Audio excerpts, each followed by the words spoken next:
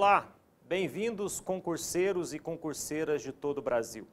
Espero que vocês tenham se saído bem na prova do INSS, um dos concursos mais disputados de todo o país. Faremos agora a correção da prova ALGA de Direito Previdenciário. Faço, entretanto, uma ressalva a 10 questões que foram colocadas no concurso que surpreenderam a todos.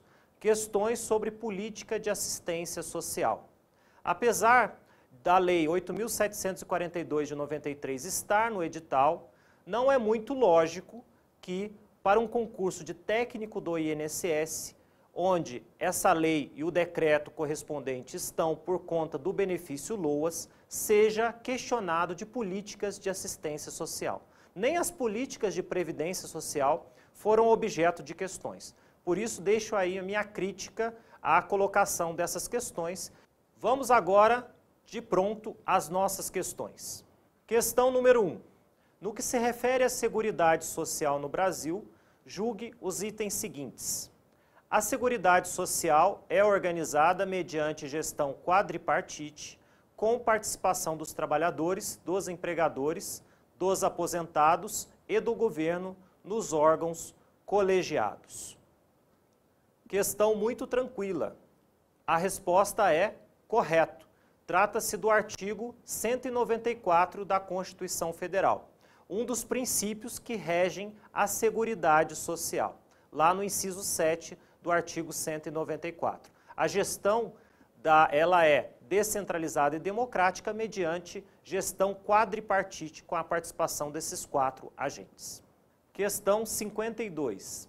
A Lei Eloy Chaves, que criou em cada uma das empresas de estradas de ferro existentes no país uma caixa de aposentadoria e pensão para os respectivos empregados, foi o primeiro ato normativo a tratar de seguridade no Brasil.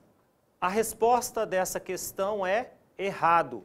Por quê? A Lei Eloy Chaves realmente ela foi um marco, mas não da seguridade, foi um marco da Previdência Social.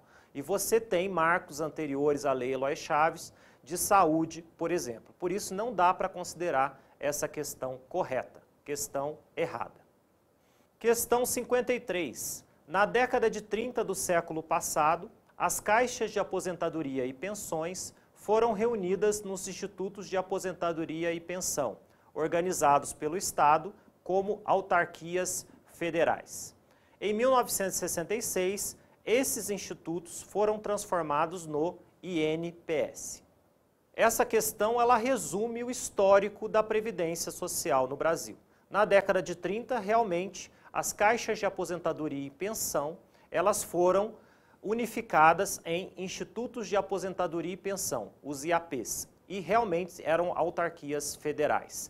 Na década de 60, em 1963, foi criado o famoso Instituto Nacional da Previdência Social, INPS.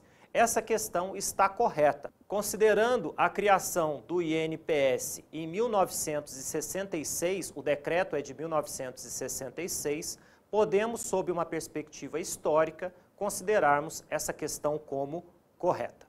Questão número 54. A CF define Seguridade Social como um conjunto integrado de ações de iniciativa dos poderes públicos e da sociedade destinadas a assegurar direitos relativos à saúde, à previdência e à assistência social. Você não poderia deixar de acertar essa questão, caput do artigo 194 da Constituição Federal. Questão correta, é a definição de Seguridade Social. Próxima questão, número 55. De acordo com o princípio da universalidade da Seguridade Social, os estrangeiros no Brasil poderão receber atendimento da Seguridade Social. Essa questão também está correta. Um dos princípios da Seguridade Social é a universalidade da cobertura e do atendimento, previsto lá no artigo 194 da Constituição. Universalidade do atendimento significa que você pega o máximo de pessoas. No caso, os estrangeiros residentes no Brasil, eles são sujeitos, sim, eles podem receber atendimento da Seguridade Social. Vamos à próxima questão. Com relação ao conteúdo e à autonomia da legislação previdenciária, julgue o item abaixo. Questão número 56.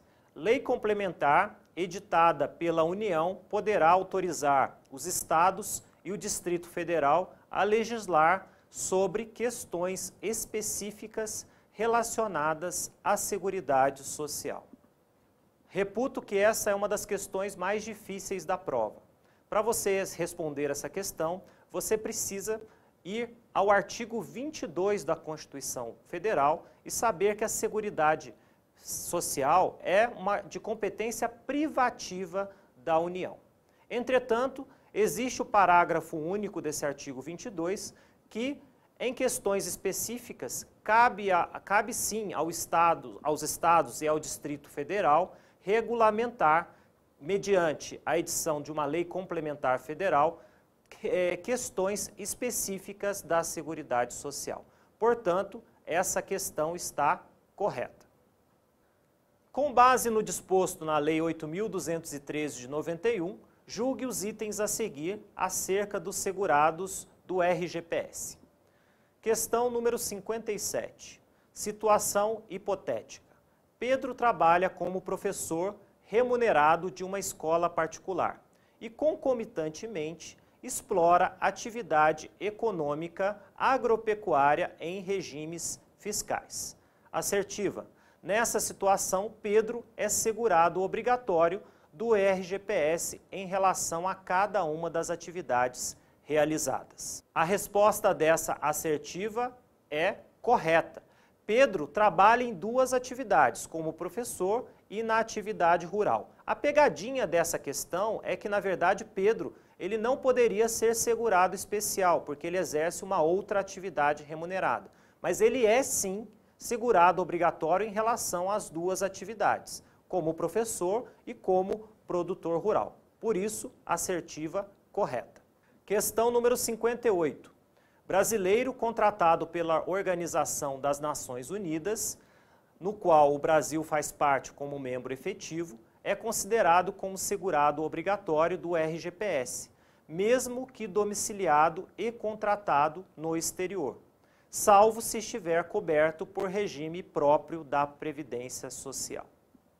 Falamos bastante desse tipo de classificação como segurado obrigatório. A questão está, sim, correta. Nesse caso, inclusive, ele seria contribuinte individual. Não importa se ele foi contratado e ele é domiciliado no exterior.